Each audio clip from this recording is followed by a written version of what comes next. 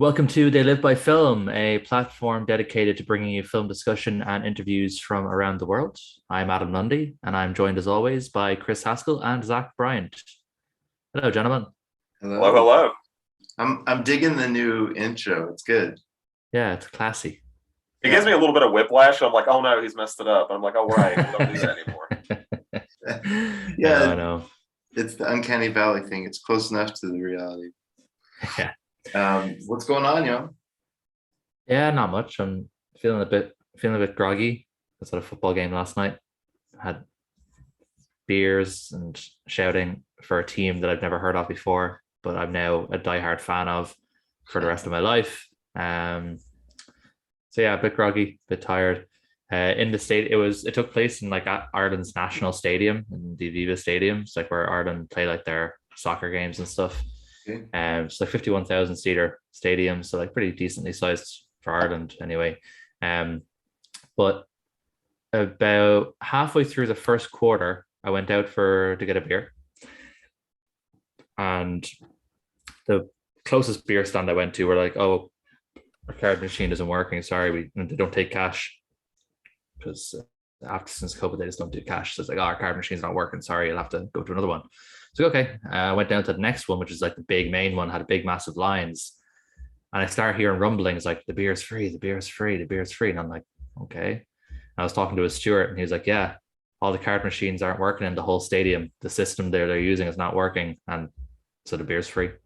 So just came back with like a ton of free beer, and then I was walking by the food stand, and I'm like, I wonder if the food's free. So I walked up and I was like, can I have like two burgers and two hot dogs? And she was like, yeah, it's free. So I was like, came back to my seat with a ton of beer, two hot dogs, two No burgers, way. passed them out to my friends. So yeah, that This was the that case for would most of never it. happen in an American stadium. Like they It would just would rather not sell it. They'd be like, honestly, nope, fuck you. honestly, if it was an Ireland game, so if it was like an Irish soccer game or something like that, they wouldn't have sold it either. They wouldn't have given it for free. I think it's just because they were just sucking up to the Americans. Because it was I was surprised how many Americans had traveled over from the teams like to watch them. Because I had assumed it was just like an exhibition game, like a friendly game, but it wasn't. It was actually the first game of the college season for these teams. Oh, wait a minute. You're saying it was college football? College football, yeah. So this was So American football. Sorry, I was making the assumption it was soccer. Oh, oh, and it's sorry, I should have made that distinction. We say soccer in Ireland as well because we have Gaelic Oh, football. so you So guys are correct too. Good. we need to distinct from Gaelic football. So we call it, a lot of people will call it soccer here as well. No, yes, no, this was American football. It was Nebraska versus Northwestern. Northwestern. Oh, Yeah. that's awesome. Yeah. Who won? Northwestern just about. Nebraska kind of choked in the last quarter. They gave two That sounds about interceptions. right. Yeah. So it's funny. I guess you're kind of. I don't know how much you know about college football, but Northwestern, up to 15 years ago, never had a dream of beating Nebraska. Like Nebraska is one of these storied football programs, you know. Oh, okay. I was able to gather that they were big enough teams. I know they're not quite like Clemson or Alabama or anything like that, but I had gathered that they're sort of, still quite big teams. Yeah, I Yeah. enjoyed it. I enjoyed it. I'm now a Husker for life. Even The, though the they crazy lost. thing is, a Nebraska fan would cringe at you saying that because 30 years ago they were in that, they were in that top sphere of teams, Really? and then just Husking corn gets you strong, man. yeah, they just slipped. Wow, so they ended up losing yesterday. That's crazy. I Yeah. I was excited for college football starting, but it's kind of like the soft land opening. It's not the grand opening. That's next week. Hmm. Um, and it was a birthday weekend. We had two. My wife and her dad both have birthdays this weekend, so we were doing some celebrating. So after we Nice. get off this, I'm gonna catch up on some scores from yesterday. Cool. Yeah, it was a good game though. I was just happy that it was actually like a good game. Well, It that's was an issue close. with like NFL. Like from what I noticed is those teams are so jet lagged when they get there. They play the Yeah. shittiest game. And you can Uh, like they'll miss like 30-yard like field goals. You're like, yeah, they're not feeling it. These are Yeah, no, terrible games. definitely wasn't the case. Now these guys were really going for it. Like in the first on Nebraska's first drive, they scored a 35-yard touchdown. Oh, that's awesome. Yeah, and it was right up underneath where I was sitting. I was quite high, which is good because I could see stuff properly. It was just, yeah, it was great to see it sort of happen in real time. Like Yeah, it was a good game. I think it finished 28-25 or 28. There was only about 4 points in it when um, Nebraska had one last drive, no touchdowns in the final 2 minutes, or no timeouts in the final 2 minutes. Nebraska had to drive down the field, and then they threw an INT, and then they just obviously couldn't That's kill the man, that's clock at good that drama. stage. That's the good drama of sports, though. Yeah, it was good. It was an enjoyable game.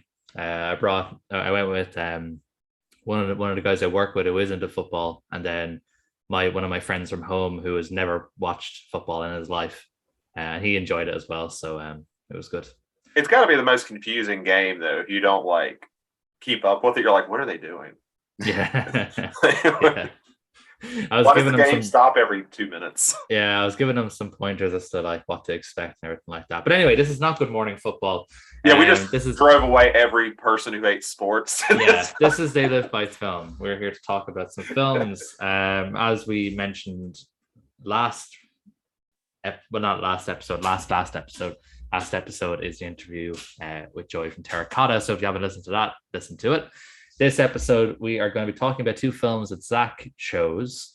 The first of which is a Czechoslovakian film from 1970, directed by a dude called Jaromír Jireš, or Jireš.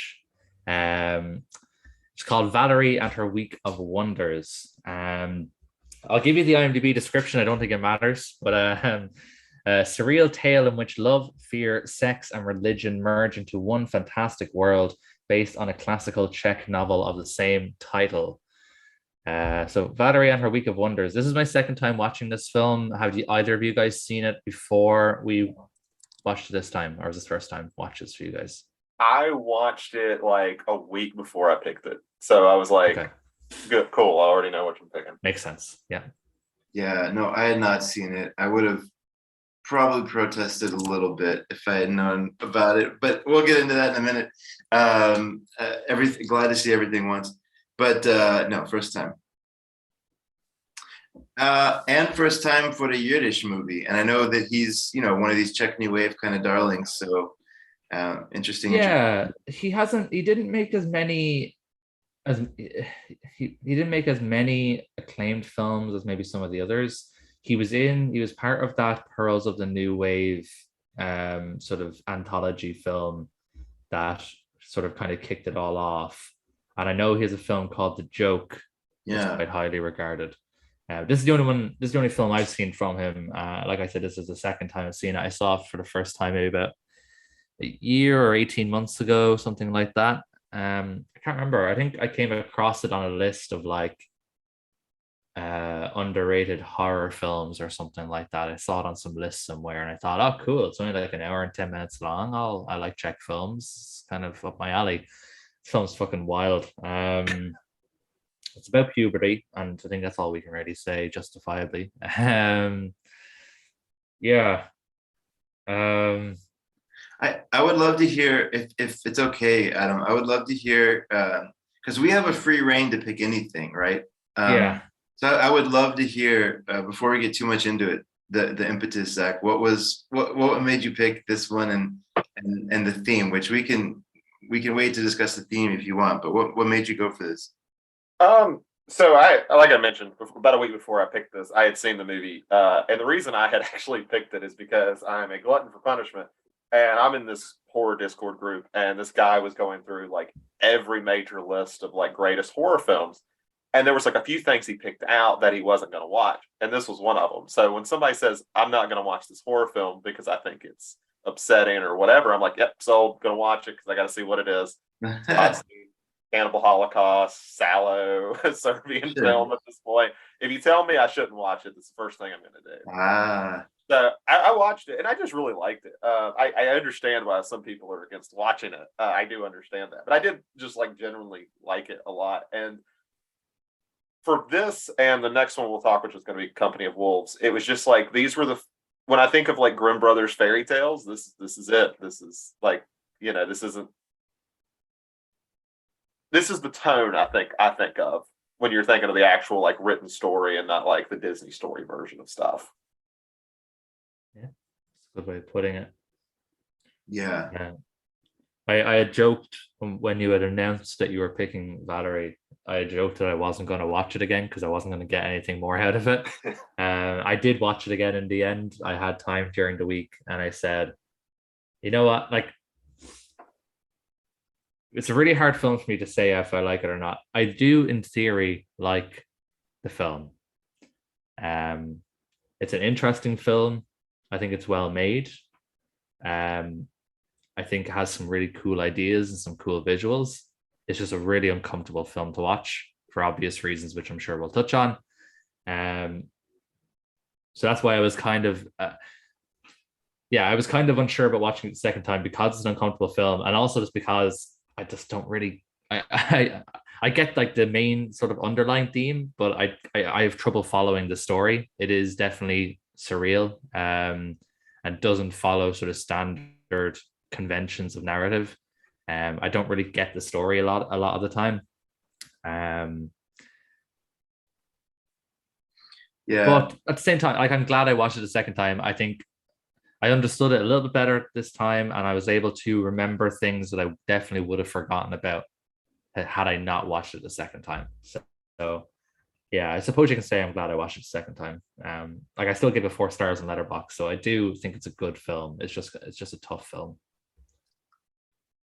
Yeah, I was mad at you when I was watching it, Zach, because I it appealed to all my sensibilities that love surrealism. Um, and I'm pretty sure that this director must have been a fan of Wojciech Haas. Do you know that guy? He was Polish guy. He did. My Polish goes is Andrei Zolowski at this point. So that's about as far as it goes. The only one that is sort of probably transcends all, like international kind of recognition is the Hourglass Sanatorium. Any chance you'll have heard of that? I've heard it, but I don't know anything about it. I've heard of it. It has a very much like a Monty Python type of aesthetic, not humor, but sort of look and feel.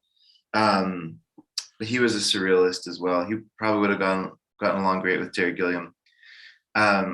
This one I think had similar kind of the way that he dealt with fairy tales, and it felt like it could have been a Haas movie. But I don't get it. Like there was another film that I saw recently because I've been trying to watch all the Fun City editions, Blu-rays that they're putting out at one of the partner labels, and it's a movie called Bilitis, and it's another movie that just casts like a lustful, eye on 13-year-olds, 14-year-olds, and I just don't get it. Like, what was this? I know it's in classic literature, so I guess you could maybe try to justify it by saying like 200 years ago, the age of consent was 13, not 18.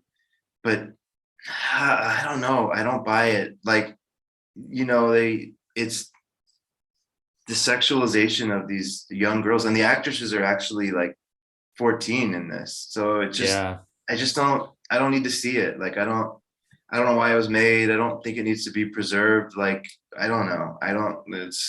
I just felt icky the whole time. Like for sure. I didn't like it. Yeah, it's this is why I'm so conflicted with the film, because like I think it's a well-made film. Yeah, totally. And I think it's like it has a good story, but yeah, it's super uncomfortable. It's gross watching how they sexualize a child. Yeah. And it kind of reminded me a bit of A Cure for Wellness, and but obviously that actress was actually, what, 18, 19, 20, whatever, when she made that film. So Yeah. Adam, you're going to make me sound real bad if you just keep picking my feelings about the but yeah, like I remember when I first watched it and I had looked it up and I was like, oh Jesus Christ, like she actually was like 13 making this movie, and like whatever, like the actress actually seems like I watched, like the actress has an interview on the Criterion edition of this where she talks about the role and how much she enjoyed the role and everything like that. So I still don't think that makes it right though, even though the actress herself seems to have zero trauma from this experience. I still don't think it's right. So yeah, we'll give a disclaimer to listeners if if you're uncomfortable watching a 13-year-old child be heavily sexualized, maybe give this one a miss. If you are still curious, there's a good film in here. Like literally everything else about the film is good. So that's why it's a bit of a conflicting one. Yeah. This film was about vampires, right? Maybe. Yeah, I mean that's kind of, why not? Yeah, I mean that's kind of another reason I chose this, because I was like, oh, this is a surreal vampire story, and the next one's a surreal werewolf story. So I was like, yeah, that seems to go together. No, totally. Do you think so? One of the things I wanted to ask y'all is, I'm intrigued at, and this is going to sound dumb, I just hadn't really made this connection before. Maybe I haven't thought enough about vampires, but there's a really powerful ability through vampires to make it a metaphor for something, right? Like the whole idea of this like alluring, usually the vampires are heavily sexualized, and the idea of sucking the blood, the thirst, like there's a lot of kind of sensual imagery in there. Or you can take it the other way and say there's a lot of like parasitic type imagery in there. Sometimes they're mixed together, right? If you think about what was going on in in Czechoslovakia at that time, now Czech Republic, I guess.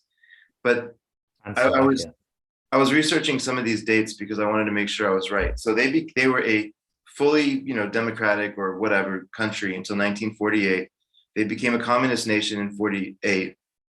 And then they were sort of officially communist until 89, right? But this was made in 1970, I believe, right? So this is 22 years in.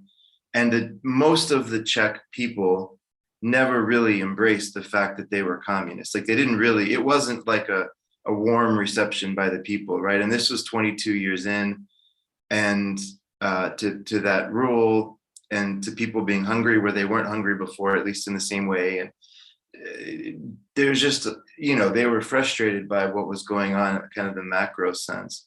And I'm curious if, one of the things that I wanted to ask y'all about that I could wrap my head around this movie is it's a young nation from that sense, right? The young girl could represent this young communist nation.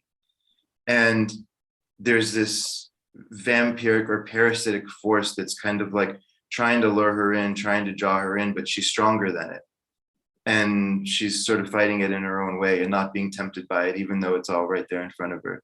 And I wanted to see if, maybe there's something in that, being able to slip a film past the censors, set it in a classic Czech sort of, fairy tale. But maybe that's one way that I could see making this movie, elevating this movie beyond just lusting after a young girl. Yeah, why not? I mean, that's, I didn't look into it that far, but that's all really interesting, and I could definitely buy that, especially for the time period. I looked at it more as, when you look at classic vampire stories, like different themes that usually come out, and probably the big one is immortality. And when you're talking about like kids when they start going through puberty and such a thing like that, that is an actual feeling of understand, that's the age you start to really comprehend what death is. You also have that very immortal feeling, like nothing's going to happen to you, or you don't fully accept that yet. And that's, I think that's a big part of vampire stories, though what you say is a bit more interesting, blood red, communist, that all checks out for me. I think what's important to remember is that it is based on a book that was written in the 30s. Oh, I did not know that. Okay. Yeah, it's based on a book by a dude called Svetoslav Nesval, first written in 35 and first published in 45. It seems like it was an avant-garde experimental novel, so it does seem as though this film was probably pretty close in its representation of what the novel was. But I still don't see a reason why that wouldn't still be relevant to the reading of the film that you're giving it, Chris. Death of author, right? Yeah. What did you say, Zach? Death of the author. It doesn't matter what the original intent is. It's all about what the individual reads into it. Yeah, for sure. Yeah. Absolutely. You can kind of put things in your own context. And perhaps this was a reason why Uresh decided to make a film of this book, because he thought, wow, this kind of really represents what this country is going through. Let's make a film of this, So we don't know. I don't think there's any reason to say that's I not right. Well, I was trying to find an interview, and this is one of the rare times where I couldn't quickly find one on YouTube. So I'm sure there's an interview with him somewhere. I couldn't quickly find one to validate it, but maybe we should spend a few minutes talking about the surrealism, because there, if you were to freeze frame a few different images in this film, I think there are some absolute beautiful art. There's some absolute beautiful art within the movie, right? Like in this kind of horror genre, like some of the scenes with the vampires, I love the way that they made them. They spoke about them being beautiful, even though they were horribly kind of like disfigured and evil looking, right? But they spoke about them as beautiful and tempting and so alluring. And so there was this like contrast happening between on the screen and kind of what you're seeing that I thought was really interesting. Yeah, like it's a gorgeous looking film. The cinematography is fantastic. It's really, really creative from an art design point of view. And the character designs as well. That polecat character, that kind of main vampire dude, he's so creepy. Yeah, he's great. Yeah. And then you have her sort of that actress who was playing both her grandmother, her mother, and her aunt, or her cousin, or whoever she was pretending to be, who was also a vampire. Some of the scenes with her and her costume design and everything like that was fantastic. It's obviously set in a very sort of picturesque medieval sort of village, cool architecture. Yeah, it's a stunning looking film. And I'm kind of going to be when we talk about the next film, I'm actually going to be kind of comparing it to this one in terms of this is how you make a your film really good looking, because I don't necessarily like how Company of Wolves looks in comparison to this, at least. But this is kind of what I was saying earlier in terms of if you can get past the super gross stuff in this film, there's a really lovely, gorgeous, well-made film in here. Yeah. If only they could do like a non-pedo cut, that'd be nice. Because in Cannibal Holocaust, they made a non-animal torture cut, right? Yeah. I don't think it would take anything away from the film either if they did that. So, no. Yeah, there's some really striking imagery in this film. There's the one that they use. What really drew me into the film was one, and I think they use this as the thumbnail on the Criterion channel for the film. Okay. Where Valerie is just kind of in this really sort of like hazy atmosphere, and she's like has her hands sort of in like a praying position, and the lighting is just gorgeous. So yeah, it's a really, really great looking film, and it's really well made. Like I said, the costumes, the art design, the set design, the cinematography, in terms of technically speaking, it's a really, really great film. It's kind of funny. I was able to watch this on YouTube, by the way. Didn't even have to have the Criterion channel. It was on there. I was surprised. I was like, oh, there's kind of nudity in this. Usually they block that. No, man. I first watched Halloween on YouTube, split in 8 parts or something stupid. Did y'all catch in your version of subtitling, was her brother / lover, did she call him in the subtitles, did she call him Orlik or Iglet? Iglet in my subtitles. I can't even remember now. Okay. Yeah, because it kept writing Iglet, but she was clearly saying something else. So I went to go look it up. Yeah. And his name is Orlik, but in the translation, so I think whoever did the translation was just half paying attention, because Orlik in Czech means eagle. Oh, really? Okay. So I think they didn't really think of it as like a name. They were treating it like a translation, right? Interesting. But I thought that was interesting, because the two kind of, they had this polecat who wound up, I didn't know this, but a polecat is another word for skunk. I thought it was like a ferret. That's what I was assuming. It was a ferret. Yeah, because he turns into a ferret at some point. Yeah, I know. I was a bit confused by that, but like if you look it up, like cause I didn't know what a polecat was, so I was looking it up, and it's like it's another word for skunk a lot. But maybe you could, anyways, you could ferret. I don't know if this still works, but you have like the ferret then, or the skunk, whatever, and then you have the eagle.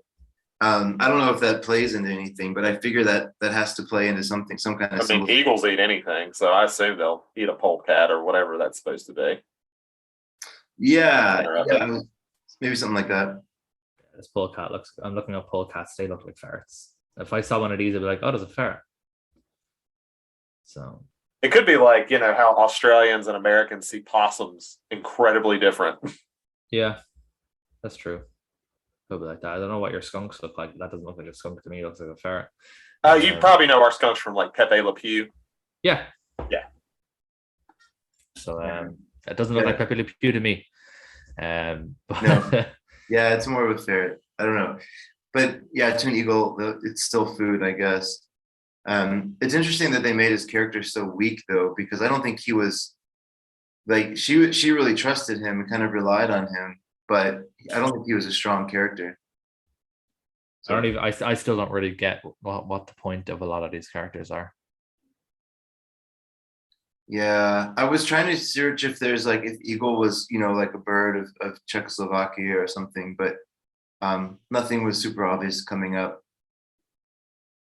So we'll have to leave it into the not quite sure. If any if you have any listeners from Czech and they know the history.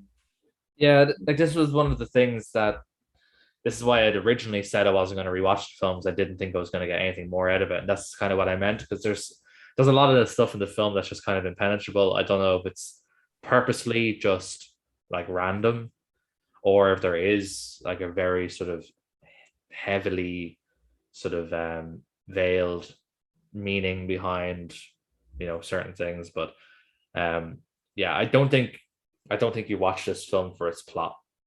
That's probably the best way to put it. I don't think you watch it for its plot or for its character development, because a lot of characters just seem to kind of behave and change motives at random, and Yeah. I kind of mix up who's even who. So yeah, it's definitely surreal in that respect that it doesn't follow typical narrative and character sort of norms. Everyone kind of seems to behave quite randomly. Um, I'm not too sure who's even like the ultimate villain or what people's ulterior motives are or anything like that. They pointed to there was an intro on the channel where they said that audiences were frustrated. There was a series of films coming out in the 60s and 70s, and this was one of them where they were popular, but people were frustrated because they didn't adhere to traditional narrative structure. Really? And so they didn't, at least in the intro, they didn't brush about the minor being in the movie. Maybe I don't know. It's just uncomfortable to talk about if you're celebrating a Yeah. movie. Yeah, it just kind of seems like everyone just kind of brushes it under the table because it's like a good film. Yeah. Even though like a lot of like there's a good chunk, like even away from the child stuff, like there's a good chunk of this film which is essentially just softcore porn. Um, you know, um, but yeah, I don't know. Yeah, it's just I think it's really hard to sum up feelings on Valerie and Our Week of Wonders because it's a really great film in here, just surrounded by other weird stuff that kind of makes it hard to like really love it. I don't think I'll be watching it a third time. I think I can convincingly tell myself I won't be watching it a third time. Two is enough. I'm just curious now because we saw Daisies recently, right? Which was also from the Czech New Wave, and that was I did not see it. Yeah, I think I was watching the film club. I didn't watch it with the film club, but I've seen it myself outside of okay. that. I won't go too much into it, but that was 66. So it does seem like there was a lot of exploration and kind of the French New Wave was doing it for sure, playing with narrative structure, kind of expectations around genre. Seems like this was kind of taken to a little bit of a next level in some of the Czech New Wave stuff, where they really just kind of were experimenting with what you could do inside 90 minutes. Yeah, I think Daisies is way above this in terms of its surrealism. I don't just understand a single thing that happens in Daisies. Yeah, it's true. No clue at all. Could not tell you what the film's about. Two girls being mischievous. That's it. Yeah, basically. I liked it, but I think it's easy to it's an easy critique of the film for sure. It's very hard to follow. I think it makes it easy when these kind of films are on the shorter side. I don't think I could sit through for like 2.5 hours. Like, what was that? What was that film? The Forbidden Room. Oh, That God. movie's actually not that long, is it? It just feels like 8 hours. I thought it was like 2.5 hours long. I'm gonna check because I for some reason I was like, isn't that like a 90-minute movie? If it is, it's the longest 90-minute movie ever. No, 2 hours 10. How long? 2 hours 10 minutes. Okay, so it was longer than I thought it was. That's way too long for what that is. Like, so I do appreciate Valerie the Week of Wonders and Daisies and stuff for being around 90 minutes long, or whatever. Yeah, I try to pick short movies when it's going to get a little weird. So I wouldn't make you do Cure for Wellness again. That was way too long for what it was as well. Yeah, I mean, I don't know. I don't have too much else to say. I honestly am glad to have seen it once, as a reference point in history. More about the Czech New Wave. I think I'm good a second time, but happy to have seen it once. All right. Well, speaking of parasitic forces that drain our lifeblood, it's time for Collection Corner. This is a hobby that ends up being an expensive one, but a fun one. So I think I mentioned this a little bit on the last one, but I found the necessary kind of DVDs and Blu-rays that I needed to complete the Kieslowski films and shorts. So I've started going through those because the last one came in from UK. It's crazy because if you think about like going back to his early days when he was a student, and then like literally some short documentaries that he made just about like factory workers and stuff. I mean, it was interesting, but the Polish Documentary Film Studio is this org that went together and like beautifully restored these for DVD. So there's this really nice release. They put English subtitles on it for an international release. So it's all region. And if you're interested in, it's hard to find now a little bit. That's the only problem, but it's out there. And it's cool to go back and watch this guy. Just really quick, I know this is Collection Corner, but he found a writer, right? Another Christoph. I think Pisevich, I believe is his name. And he was the one that helped him write the Decalogue and helped him write the Three Colors trilogy and sort of with him on his best projects. Going back and seeing the documentaries, and I know it's a little hard to judge based on docs, but seeing the short films he made and then the documentaries he made, I think he actually needed a writer. Like everybody talks about how amazing his films are from a script perspective, but I think he's more of a technician. And he has these good ideas, and he's just kind of a philosopher almost. But I think he needs a writer to kind of hone him in because it's a little bit. Some of the ideas in these early shorts are a little bit too cliche. Like, and again, he was 20, so I'm not trying to be too hard on him.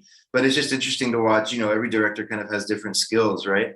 And even from early on, the framing and the shots and the cinematography was beautiful, very very stunning, and you could tell these films were in good hands.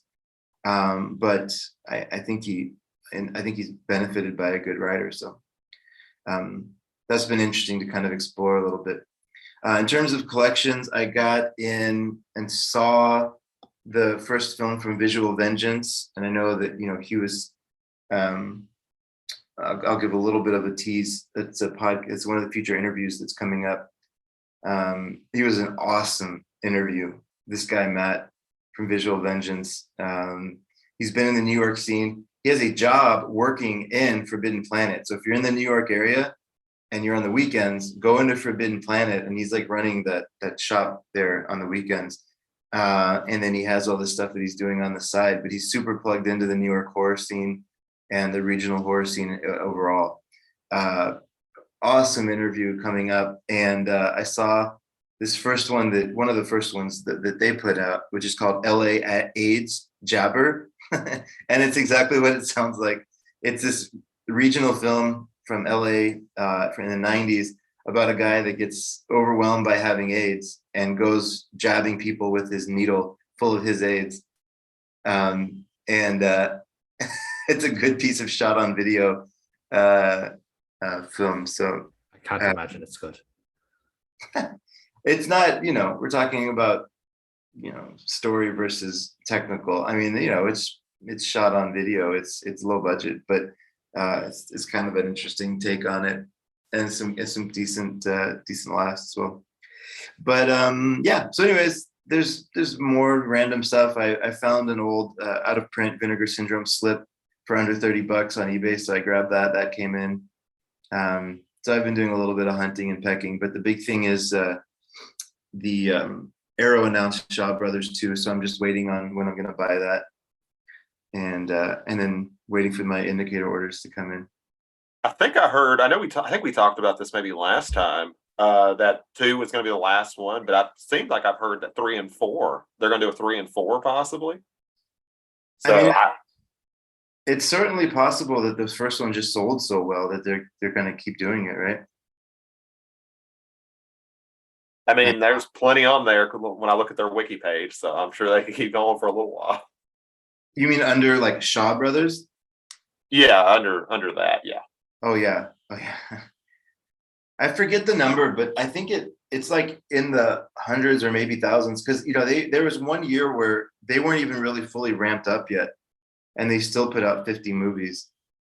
So when they were in their prime, they were making a lot of movies. It's probably like one of those situations where they could put out a box set of 15 films that are just shit, but people will still buy them. Shaw Brothers, yeah, right. They could be like awful movies, but people will buy them, no problem. But I mean, honestly, like if you have Boxer's Omen, right, and then I forget there was another really good one in there, or kind of famous one in there.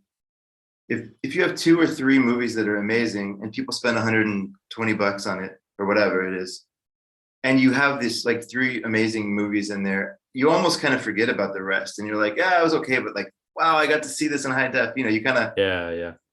That's how people talk about it. So I think they're smart in the way they're compiling these. There's a bunch of stuff that they might not be able to put out otherwise, but pick like 2 or 3 really highly regarded ones, then throw on an extra 7 or 8 that aren't as highly regarded. That's pretty much what like Columbia Classics. I've been collecting those since they came out. The 3rd volume's coming out, and this one's actually like kind of disappointing compared to the first 2. Like the first one, the big seller was Lawrence of Arabia, and the second one was Taxi Driver, and it doesn't really have that one in this one. Like, so I'm curious how long they'll keep those going. What films are in the 3rd one? Oh, let me just Google it because I'm going to forget them. I mean, they're not bad. I know Annie is one of them, which was a weird choice, but this is Columbia Classics. The whole thing is that they're bringing these to 4K, right? Yeah, exclusively to 4K. So a lot of these now, Lawrence of Arabia has gotten its own, and so has Dr. Strangelove has gotten his own. Are they mixing up the colors on them, the releases at least? Yeah, the first one was black, the second one was red, and this one's blue. So what's included is It Happened One Night, From Here to Eternity, To Sir with Love, The Last Picture Show, Annie, and As Good as It Gets. I think It Happened One Night is probably the big selling point there. It's like a certified 10. Yeah, I mean, it's not a bad pick. I just like, compared to like Lawrence of Arabia and Taxi Driver, I guess for me, it's just like, yeah, that's kind of a little disappointing. I Happened One Night's awesome. It's a really funny film. I don't know if you've seen it, but it's good. It's really funny. I saw it on like Turner Classic Movies maybe when I was a kid years ago. I think that's probably where I saw it at. So I don't remember much. All of those are like pretty classic films, right? Like The Last Picture Show is a pretty classic film. To Sir with Love, you can talk about Sidney Poitier kind of breaking a lot of boundaries or breaking a lot of obstacles to get through to get that made. But then there's As Good as It Gets. I mean, it's all right. That's kind of the Jerry Maguire of this set. That was kind of what people talked about with the first set. Oh, yeah. Jerry Maguire. That was the set that had Jerry Maguire. Yeah. It's all right. The movie's okay. It's fine. Yeah, it's okay film. It's okay. But this is the one where they're just trying to throw it on there. No one's going to go buy As Good as It Gets 4K if it's a solo release. Yeah. Yeah, I mean, the first set, people bought that, paid $100 for that just to get Lawrence of Arabia on 4K because they said that they weren't going to put these exclusively out. This was the way they were going to be released, which of course has had its own controversy. But they're nice sets, so I mean, I'll buy them because they look nice and they do really good jobs on the whole thing. But And they did a bunch of shorts on the second one, which I'm hoping the third one will do too. Like they put like never re-release shorts out again and stuff like that. Cool. I mean, the discs certainly have the space for it. We start getting into 4K. It's a lot of space on them. What about y'all? What have y'all been buying? I have a pre-order in from Eureka. I'm going to talk about a couple of Eureka releases that are coming. The one I pre-ordered is The Most Dangerous Game from 1932. Irving Pichel and Ernest Beam show it, Zach. It's that Joel McCrea, Fay Ray. I think everyone kind of knows the story. It's been sort of parodied to death now. I think The Simpsons did a version. American Dad definitely did a version. But yeah, it's that one. Shipwrecked on an island. The guy who's on the island likes to hunt people. It's, pretty standard stuff. What I thought was interesting about the film is that it was shot on the same set as King Kong. But it was just shot at night. So they shot King Kong during the day, and they shot this film on that set at night. But I also found it funny is that Fay Ray is in both, so she must have been like super tired because she'd be filming King Kong during the day, and then it's like, hey Faye, we're gonna go shoot this film now. You have like an hour lunch break, and then come shoot this. So she must have been exhausted. But yeah, it looks like it's a 1080p 2K restored Blu-ray. Has a nice, I'm a sucker for a nice slipcover. I said this to Neve during the week. This is how she was like, why do you buy these films that you've never heard of and never seen before? And it's like, oh, but it has a nice slipcover. And if I don't get the slipcover version, then I won't buy the normal version because it won't be as nice. So Exactly. everyone, it's we all know that we're chumps for doing it, but yeah, I've pre-ordered that. I think it's coming out at the end of October. There's another cool release that they're doing. So that's part of their Masters of Cinema collection, which is what they're most known for. But they have been putting stuff out as just Eureka classics. I don't really know what the actual difference is, if I'm completely honest with you. I don't know why they don't just put these under the same banner. But they've been putting out a few Boris Karloff kind of mini collections. They have one coming out in October as well called Karloff in Maniacal Mayhem, which is a collection of 3 films that, spoiler, they all star Boris Karloff or feature him in some kind of role. So there's 3 films in this, which is The Invisible Ray, which also co-stars Bela Lugosi. There's another one called Black Friday, which again also includes Bela Lugosi. But then the one I'm most interested in is called A Strange Door. The reason I'm really interested in that one is because Karloff kind of plays not the villain in this. The villain is played by Charles Laughton. Nice. So I haven't pre-ordered this one yet, but I think I probably am gonna pre-order it or pick it up when it comes out, something like that. But yeah, Eureka seems to be putting out a few different Karloff collections. I think this is the 3rd Boris Karloff collection that they've done, and then they've also had a Bela Lugosi collection, and a lot of those films had Karloff in them as well. So they seem to have gotten the rights to a lot of his back catalog, which is cool, especially for these probably lesser seen films. They're all in 2K scans, so like pretty decent, pretty decent condition. And then there's also just one more that I will just bring up as well, because it does seem as though for a while Eureka stopped doing a lot of silent films. They were really well known for their silent films when they first started. They put out a lot of great silent films. And they kind of stopped for a while, but it seems they're kind of back on that train. They're also doing a release of Lon Chaney's Hunchback of Notre Dame from 1923. That one's also out in October. So October is a pretty cool month for Eureka coming up. If you're a Eureka fan already, or if you're maybe thinking about dipping your toes in Eureka. Obviously, for those listening in the US, they are Region B, so you do have to have a Region B player or a Region Free player, but they do worldwide free shipping. So if you're looking for a reason to maybe consider dipping your toes in Eureka, you don't need to worry about high shipping costs because it's free, and their prices are all pretty good anyway. So those are a couple of things that look interesting that's coming up from them. If you wanted to do a Black Weekend themed, you could do Black Friday with Karloff and Lugosi, Then there's a direct-to-video movie that came out. I just looked it up, called Black Saturday, about about a guy named Gary Guns, who's the most notorious street hustler that New Orleans has ever seen. He's back on the street seeking vengeance. And then you could end with Bava's Black Sunday, right? Oh yeah, Black Sunday from Mario Bava. Black Weekend. I'm guessing there's no Black Monday. I think that's what happens after you drink heavily after doing let's see. There's a comedy series in 2019 called Black Monday. So you have to start getting into TV at that point. Nobody has It's to. not worth No it. go, no go. Not No worth it. TV. What about Yeah. you, Zach? Have you picked up anything or? So Columbia?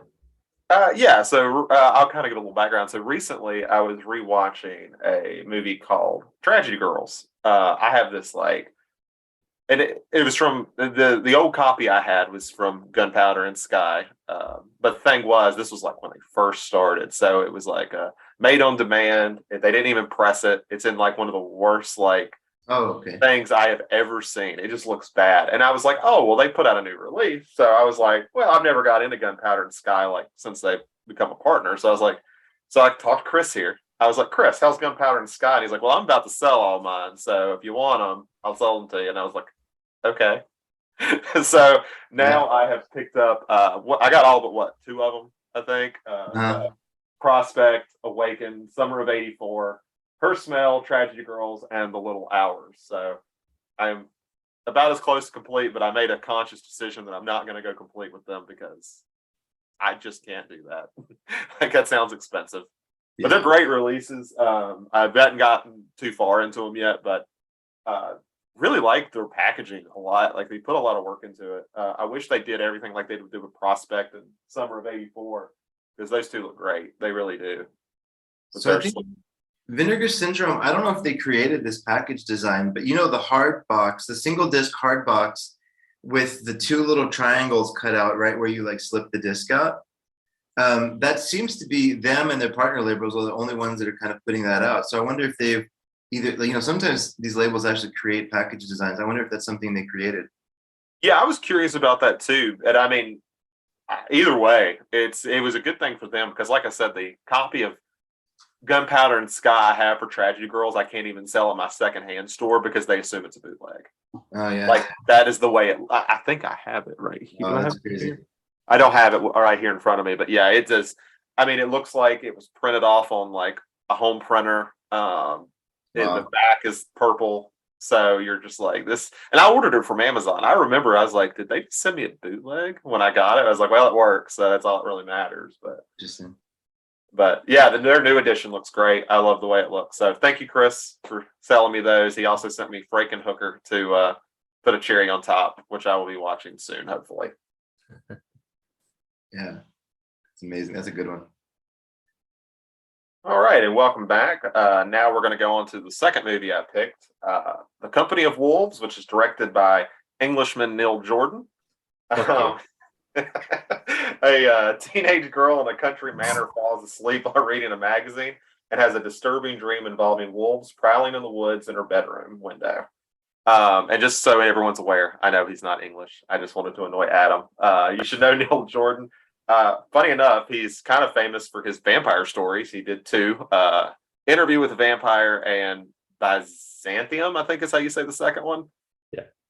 Yeah, so he's more familiar with vampires, but this is his werewolf story. So what did you think? We'll start with you, Chris. I'm curious. Oh, you know what? We forgot to do this. Let me real quick. Which it's probably worth mentioning that Valerie and Her Week of Wonders was the 315th best horror film of all time and the 2,711th best film of all time. So we don't have to go back and talk about that, but we kind of forgot to mention that. Mm-hmm. This one, I was surprised to find out, is the 247th best horror film of all time and is the 3,539th best film of all time. I was more surprised to find it so high on the horror list, to be honest. Yeah. Yeah, same, to be honest. Now, you know, it's two different people, right? The guy, Bill, who does They Shoot Pictures, and his 13,000 top 100 list that he puts together, there's a separate person who coincidentally also lives in Australia, who is inspired by Bill and did the same project for horror. So they have every kind of like top 100 list you can find, and they compile this list. So they're doing the same thing. That's where that list comes from. It's called They Shoot Zombies, Don't They? And yeah, this one's ranked really high. I mean, I actually don't know what to say about this. It's fine. Like, if it wasn't so bloody, it would be like a kid's story. It's bloody and in parts, still not. I wouldn't say like, I probably wouldn't show my 5-year-old this, but I would probably show my 8-year-old this unless I'm missing something. Like, it's not that. It's still kind of a kid's story. I think it's fine.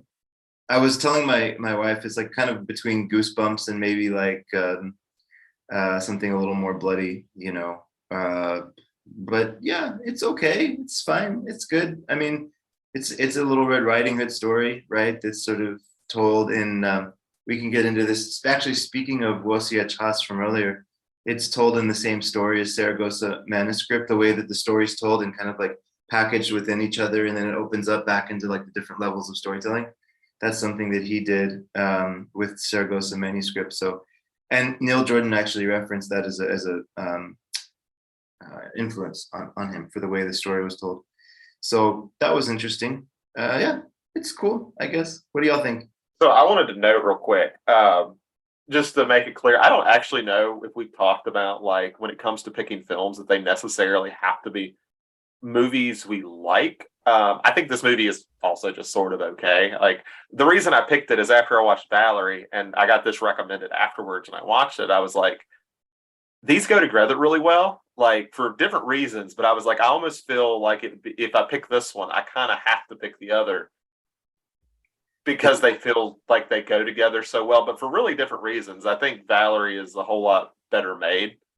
Like, I don't think this movie looks bad either. I think it looks fine. It just looks very setty, like set heavy, which is fine. I like set heavy stuff sometimes. I like my old horror movies and stuff, so I kind of appreciate that. But I did want to note that, like, before, in case it was assumed that I'm in love with this movie or anything, I'm not. I thought it was okay, but I thought it went good as a double feature. But it makes sense why it would, because when I was doing my research on Valerie's influence, it was referenced that the person who wrote the script for this, Angela Carter, wrote her story that the film is based on after she had seen Valerie. Oh, that's fun. I didn't know that. Yeah, that's awesome. It makes sense why you would make the connection there, even without knowing it.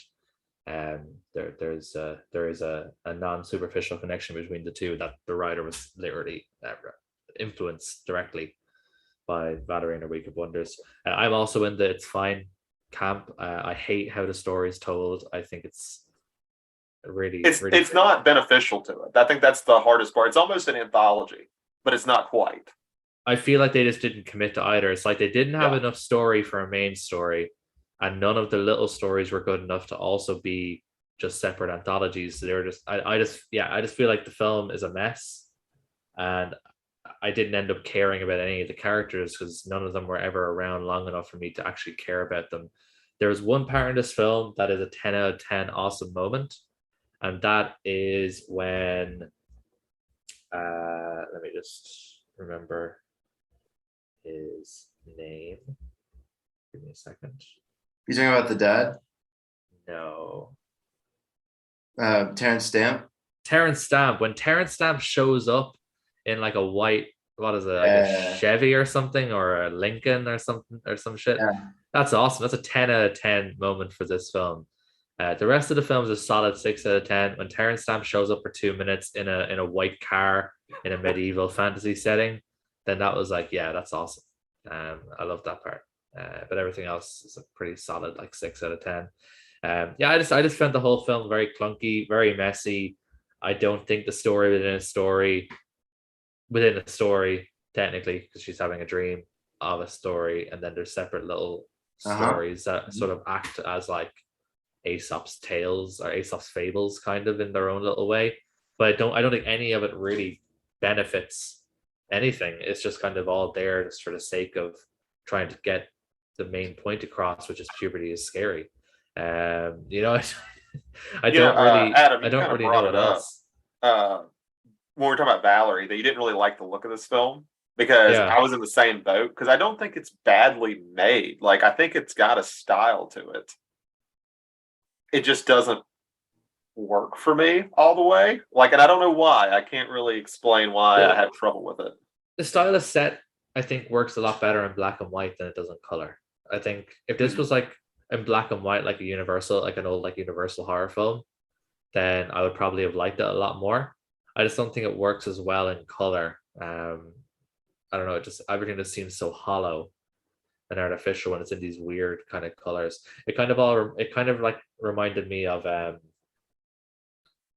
like Labyrinth or Yeah, there was some. Never ending story, you know, that kind of style of sets. I was And going to like talk about Labyrinth too. The Legend. I haven't seen The Legend. Mhm. Okay. The Tom Cruise one, I'm assuming. Yeah, yeah, Yeah. yeah. Okay. Yeah. Haven't seen that, but yeah, Labyrinth and Never Ending Story vibes. Is what I got from some of these sets, and yeah, I just don't really care for that style. I know a lot of people really like it, but it doesn't work for me. The story didn't work for me. I thought the main actress was okay. Thought she was fine. Angela Lansbury is always kind of cool to see Angela Lansbury around. But The poster's yeah, a 10 out of 10. That poster's awesome. yeah, it's a cool poster. It's like I don't know. It's kind of like something you'd see in a games shop for like Mhm. an old board game, or you know, like a Dungeons and Dragons book or something. Um, yeah, the Now, if the wolf posters. transformation had done that, it would have been a better film. Okay, this is actually something I do like about the film. I actually really like the practical effects. Yeah. Um, it's not quite, you know, American Werewolf in London, but What I is? think yeah, I thought it was cool. I really did like the transformation that happened where he starts peeling his skin off when Stephen Ray starts like peeling his face off and stuff. Yeah. I thought that was really cool. That was really well done. And like I did think this was a kids film at first. I didn't read anything about the film really. I assumed this was like a kids film, and I was like, okay, yeah, that's not a kids film. This would scare the shit out of me, you know, if I had watched this as a child. Well, Um, it's kind of funny. Like, I can imagine if this was made now, it would be mandated to be a PG-13 film. Like, oh yeah, they're like, yeah, you need to cut that down. We're selling this as PG-13. yeah, for That's sure. probably the right call for this. You know, there's have either of y'all seen the Saragossa manuscript? I have not. So Adam, I assume no with your silence too. I honestly didn't hear the question. Have you seen the Saragossa manuscript? No, I haven't. So it's Neil Jordan claims that as a influence for this, right? And it's a 3-hour movie, and what it does is it starts to you follow this guy on a journey. He uncovers a book. In that book, there's a story. Then as you're going along, and there's somebody that's telling a story in that, and then there's somebody who's telling a story. But so it's that nesting doll style, the Matryoshka doll style of storytelling, right? But what Saragossa gets right that I think this film gets wrong is as it pulls, so you get all the way down into, I think it might even be 5 levels of storytelling in Saragossa, but as it unpacks the layers, it never goes back into them. And I think that's really important because as you start to come out of these different stories in Saragossa, you have a chance to fully, like, each one is fully realized, right? And so it works. But with this one, it was awkward because the opening scene totally wasn't needed. Like this didn't need to be a dream of that girl in the bed in modern times. Like there was no real, I don't think any real point to that other than to set that this was like anything could happen. It's a dream, I guess.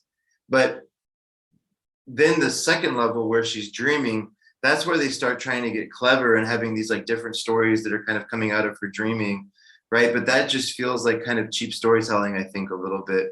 It just like y'all were saying, it's like an anthology film, but it's like a shortcut to trying to get to an anthology film. So I don't think it earns that third and fourth level of storytelling when it gets there, because it's like there's not a lot of consistency between or there's not reasons why it's happening. It's just sort of like thrown together. So that was the only kind of my biggest issue with it, I guess. The the werewolf part of it was cool. The practical effects were cool. There's certainly much worse horror films that I've subjected myself to, which is why I didn't mind it too much. There was the semblance of a story there for me. I don't know how this is rated as 247th best, unless some people are just big Neil Jordan stans because of Interview with the Vampire.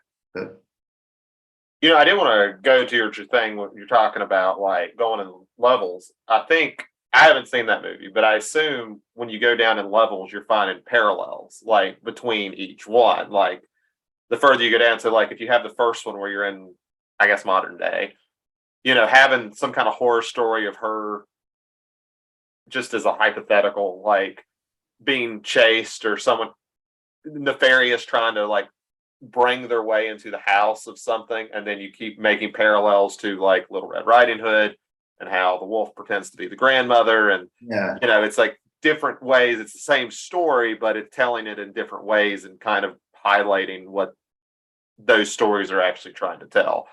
I think that's more effective, I guess. Yeah, I'd say so. I mean, a bloody retelling of Little Red Riding Hood. It's been made now. Yeah, like I can kind of get where they went with having the sub stories. That they have that. There's the thing that the granny character tells the main character. It's like some advice, something about, I can't remember at all, but there was one part about not trusting someone whose eyebrows meet. Yeah. And I can understand that they were maybe trying to tell, like I was saying earlier about fables. So I think there was like 3 or 4 different parts of the thing that the grandmother character told her not to do. Don't do this, don't do that, and don't trust a guy. His eyebrows meet in the middle, or eyebrows meet in the middle, I should say. So I had assumed that perhaps there was going to be like 3 sub stories, one of which is a fable as to why you shouldn't do each thing, why you shouldn't do this, why you shouldn't do that, why you shouldn't do that. But none of them really had that consistency. Like I feel like some of them like just didn't really have a point at all. Like the one with Terrence Stamp, for example, as awesome as it is that Terrence Stamp gets to play the devil and rolls up in a Rolls Royce in medieval times. That's awesome, but like it had no point. Like his eyebrows didn't meet in the middle. The wounded she wolf was like, it's okay, like because she's like telling the story to her wolf, and it's okay. Yeah, and then there was the one with cripes. The one with the pregnant peasant going to the wedding for all the aristocrats. Like with a terrible laugh. Yeah, like I just don't get why they existed. And I think like I don't mind a story within a story or whatever, so long as it has a point to the wider narrative. I feel like some of these didn't. This is why I kind of come back to my earlier point, how I feel the film is just a mess. Because like just some of the stuff was just utterly unnecessary. It was just like I could have walked away for one of those segments, came back, and it wouldn't have changed how the film affected me. It wouldn't have made any difference to the main narrative at all. Like if they were going to go down this route, they should have taken that phrase that the grandmother said and then just made a story within a fable kind of story within a story for each of the 3 or 4 things, whatever she says to do. I'm going to try and look it up here beside me so I can get That's it. They Live by Film was rewriting the story. We're going to re-edit it into the this is where we've got is They Live by Film cut. This is where this podcast is going. We're going to tell successful filmmakers how they should have made their film. I have it here. Never stray from the path, never eat a windfall apple, and never trust a man whose eyebrows meet in the middle. So like I don't remember any of the sub stories having anything to do with an apple. Okay, Straight from the Path, fair enough. She does that sort of towards the end of the film, and that's where she meets the werewolf guy whose eyebrows meet in the middle. Yeah. But only it ate an apple. But there's like an hour of content before the film that just has nothing to do with anything. Yeah, I don't know. I just feel like this film has just so much stuff in it that is just makes no sense for the plot. It's just unnecessary. I just don't know why. I just feel like they were just trying to fill screen time. It feels like they had a lot of cool ideas and they were like, let's just put them in there and see what happens. Yeah, that's what it seems like to me as well. You know how The Exorcist is quite an amazing movie, right? But for the first 10 minutes, they're in like northern Iraq, and like you're like, well, is this really needed? I wonder, they're trying to set the backstory and stuff, but I wonder if they were trying to set the backstory as like her relationship with the grandma, and why then it has that emotional payoff at the end, right? That's like a bigger payoff at the end, but didn't quite get there. I mean, I don't know.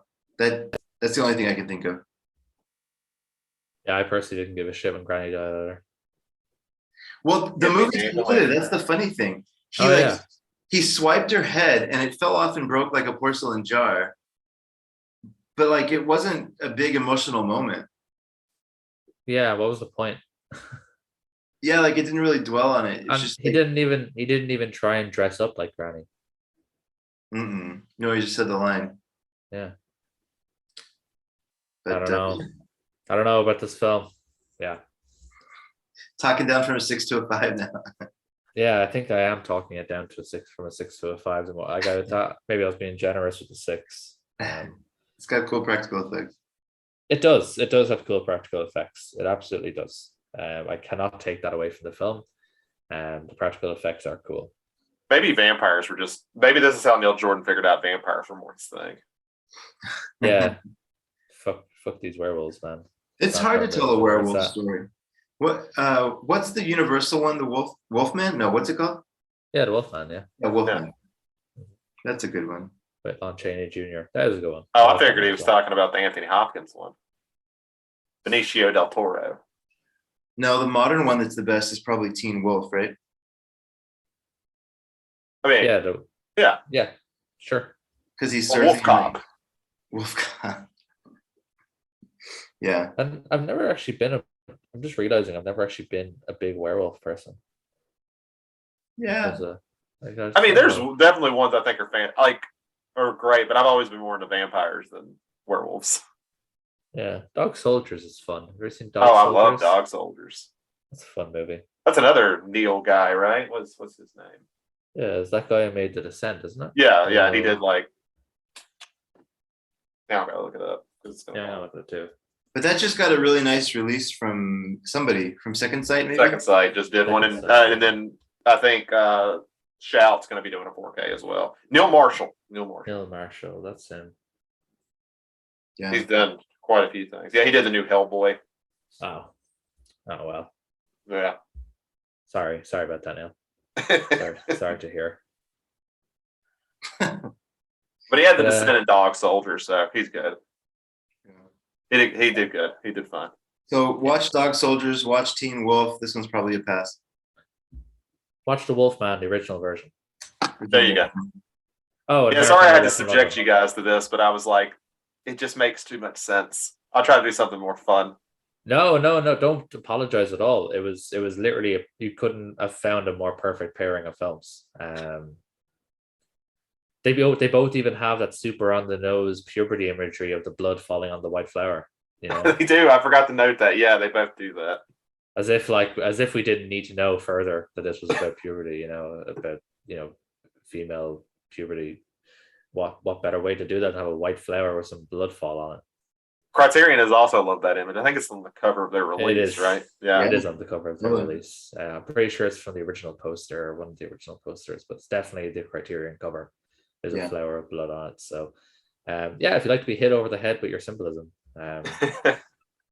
these are the films to go for. You have a letterbox list that's called like images, and it just has films with like strong metaphors that are too obvious. Actually, it really annoys me when metaphors when filmmakers feel the need to hit you in the face with their message. I had this point with when we watched Goke, and about war is bad, okay.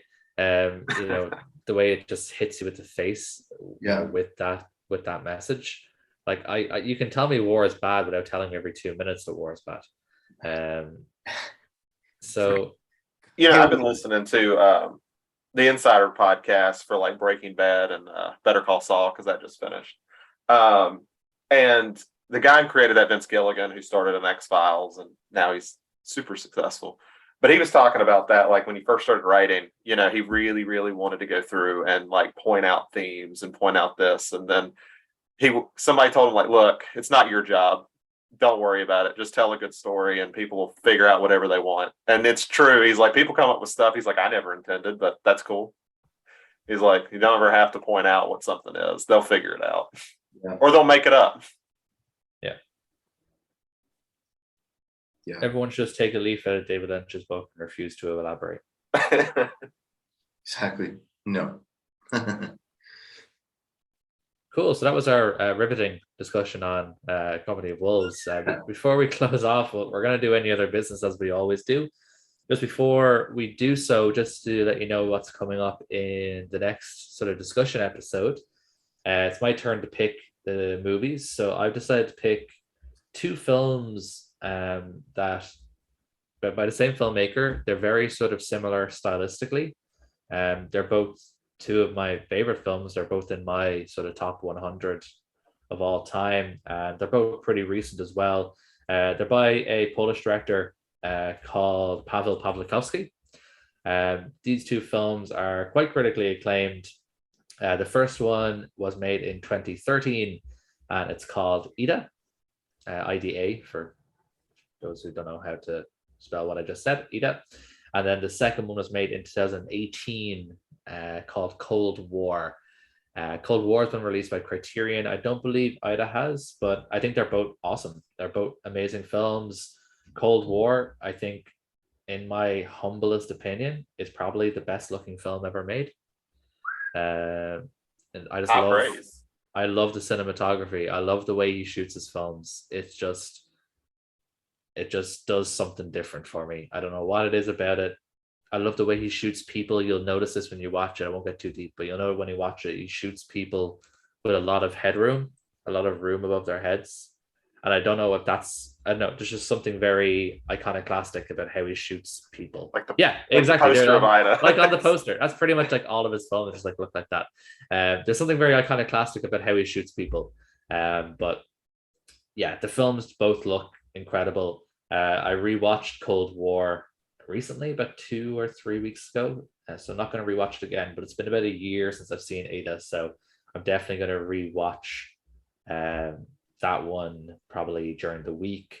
I'll just give you kind of a really brief overview of the two films, just so you know what you're kind of getting into. So with Ida, it's about a novice nun who goes to meet her aunt. I'm going to be able to describe this way better than the internet does. So basically, Ida, she's been a nun for most of her life since she was sort of taken in by the nunnery after World War II.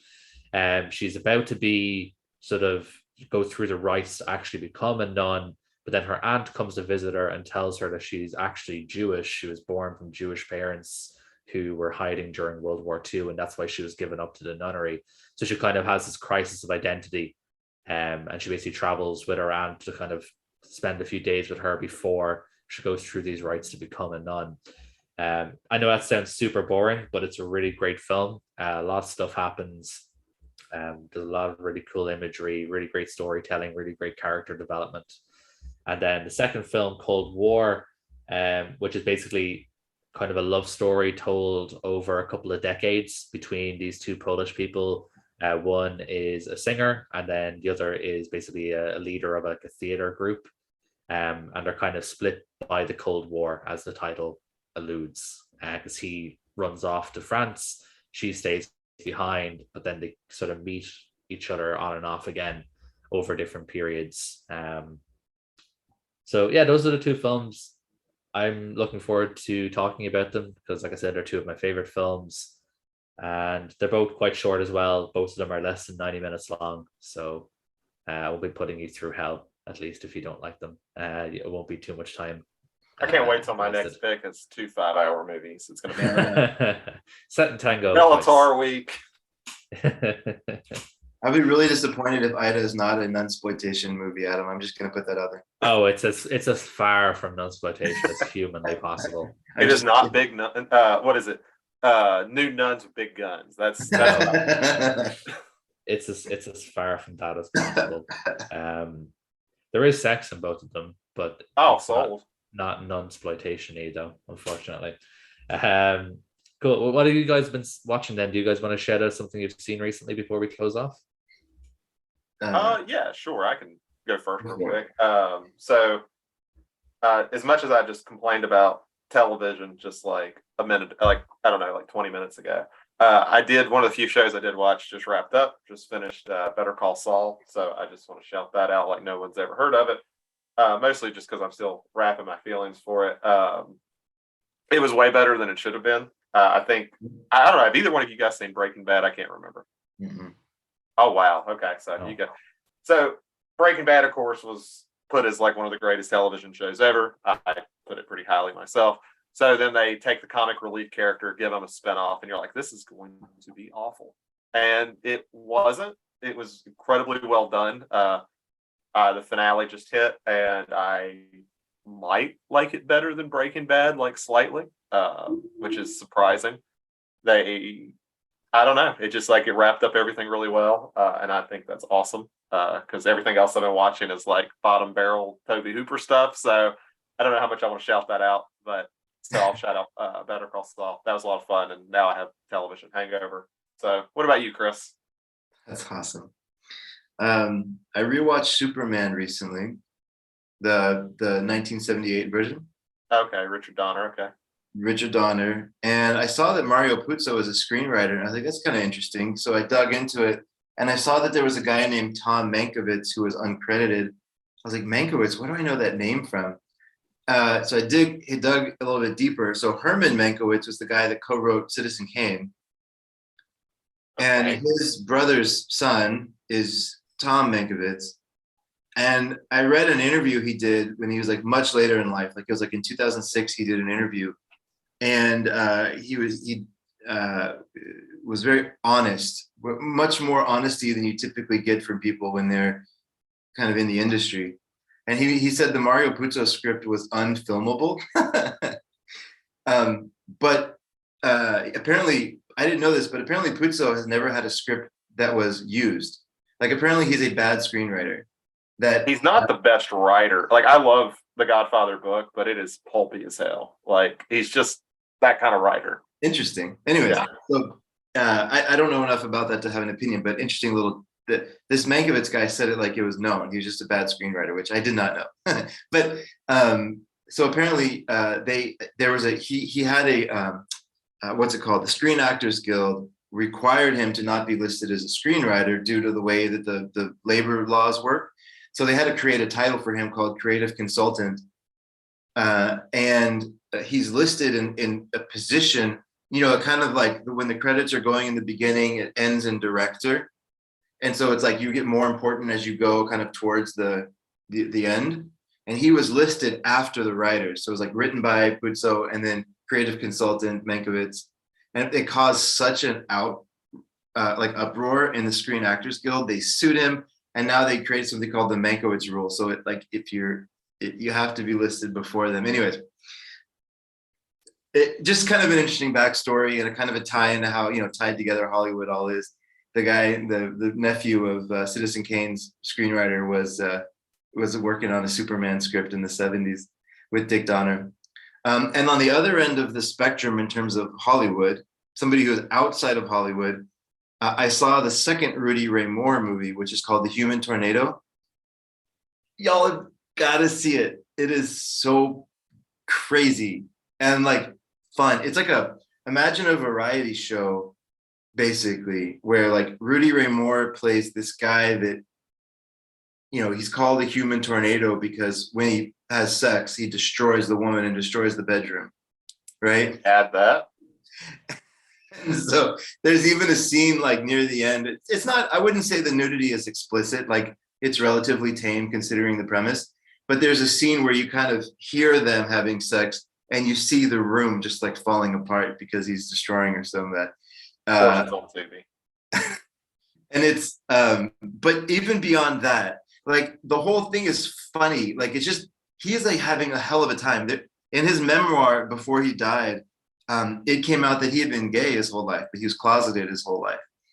And it's fascinating because he has these characters that are very feminine or maybe even in drag, but he just has like I guess trans male characters or trans female characters, excuse me, dressing as women. But he has like this is all in the film, and it's like not really considered weird in the movie. It's just part of the story, the way it's told. And then he has like this kind of badass martial arts section that's kind of sped up to almost seem like a comic book.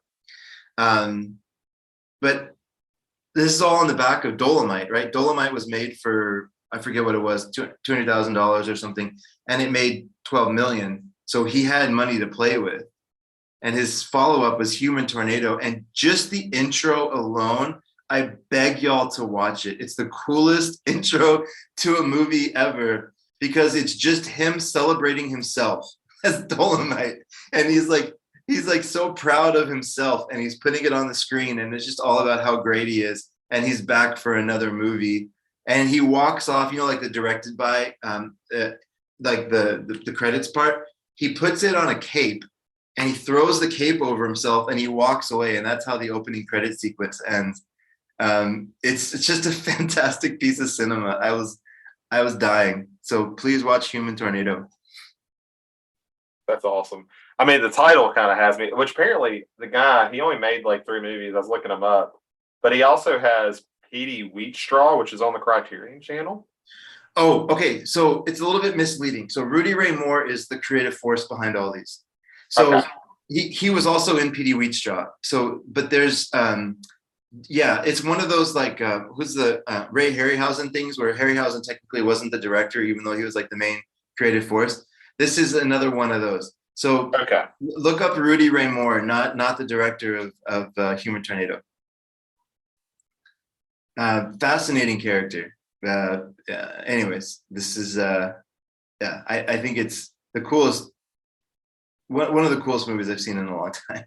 That's on Tubi. I might have to throw it on one day when I get some time. Yeah, it's great. You won't be disappointed. Please let me know if you do. I guess right at the end, I just want to thank everybody for listening. I still blows me away that we're clocking in over, you know, 100 or hundreds of views or listens depending on the episode. So just thank y'all, and there's some good stuff coming up too. So keep coming in.